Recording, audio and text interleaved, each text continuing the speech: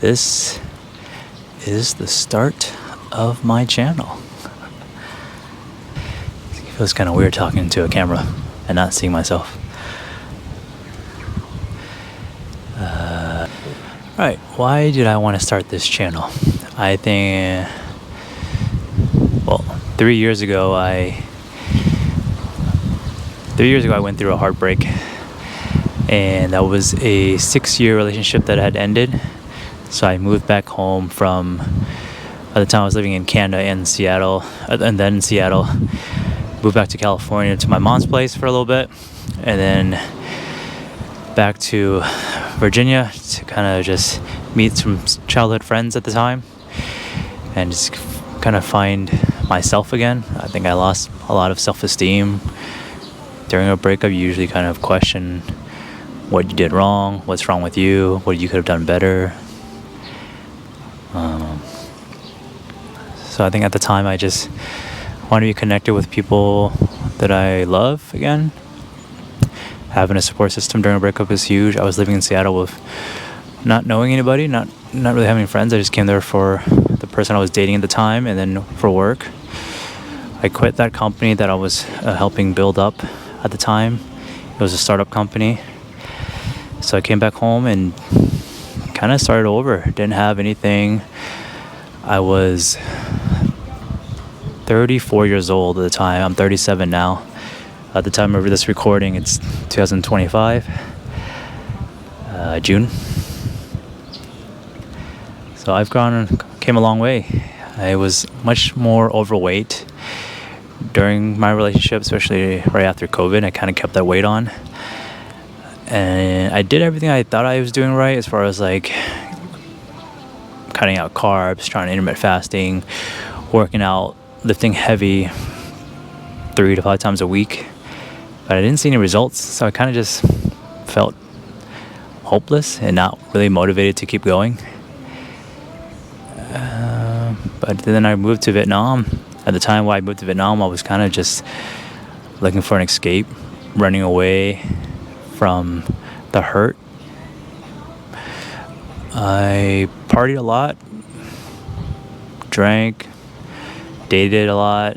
I felt like that was numbing myself, knowing that now, reflecting back, that I think I was just not really allowing myself to feel the hurt, the anger, the fear, the worries. You don't really get to be who you are when you're drunk. And I've gone sober for 2 months now. I had a beer right after my High Rocks race, but I don't feel like I missed it. I don't miss the dopamine hits anymore.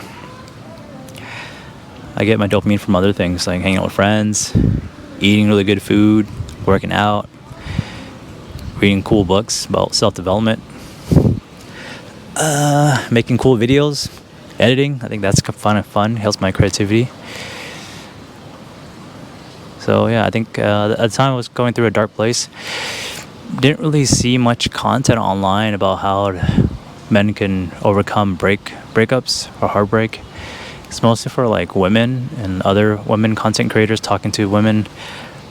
I watched it. It helped a little bit, saying like how the hurt, the feeling will pass eventually. But at the time, I just felt like there's no way. Like this pain is really, really painful, because you feel like you lost somebody. You're grieving, but what's worse is that person's still alive, and you're grieving more of like the future that you had thought about or planned with one another. Maybe like things didn't work out and whatnot. That happens. That's life. But it's really the future, and so it's kind of scary when you don't have a future planned out. I still don't have a future planned out right now. I'm currently in Bali. I took a trip here spontaneous with my friends from Vietnam. It was a 3.5-hour flight. Cost me $280 US. Haven't bought a return flight yet.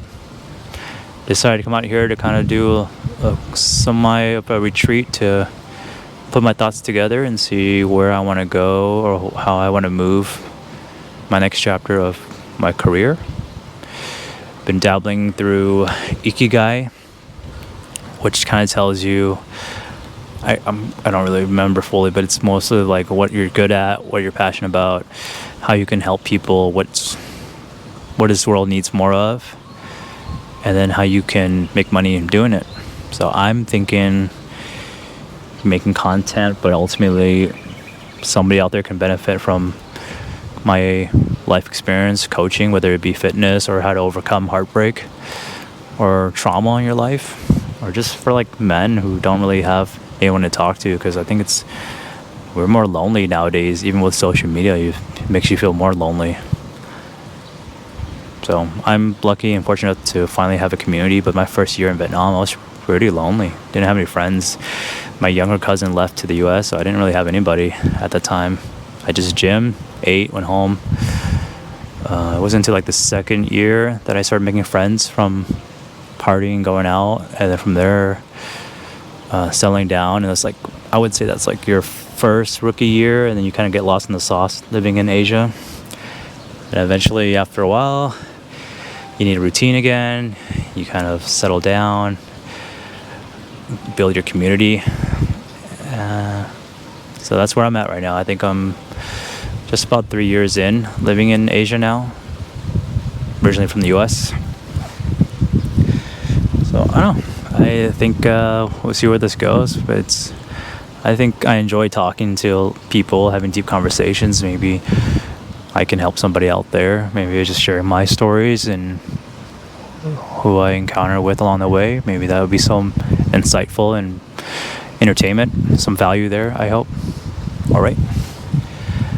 Thanks for watching.